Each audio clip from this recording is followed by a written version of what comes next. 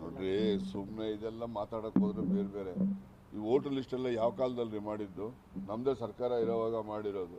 ಅವಾಗೆಲ್ಲ ಇಲ್ಲಿ ಕಣ್ಮುಚ್ಕೊಂಡು ಕೂತಿರ್ತಾರೆ ಎಲ್ಲರೂ.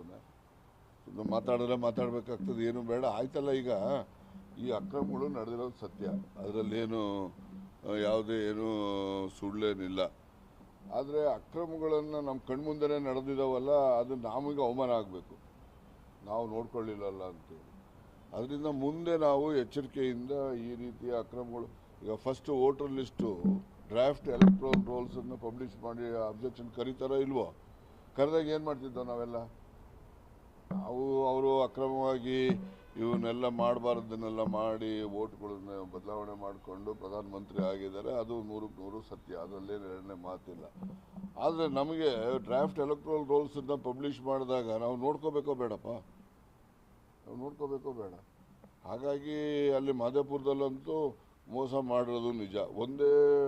ಒಬ್ಬಳೇನೆ 3 ಕಡೆ ವೋಟರ್ ಲಿಸ್ಟ್ ಸೇರ್ಕೊಂಡು 3 ಬೂತಲ್ಲೂ ವೋಟ್ ಹಾಕ್ತಾರೆ. ಒಂದು 20, 10, 15 ಇರೋ ರೂಮಲ್ಲಿ 60 ಜನ ವೋಟರ್ ಲಿಸ್ಟ್ ಸೇರಿಸ್ತಾರೆ. ಅವ್ರಿಗೆ ಅಡ್ರೆಸ್ಗಳೇ ಇಲ್ಲ ಅವ್ರಿಗೆ.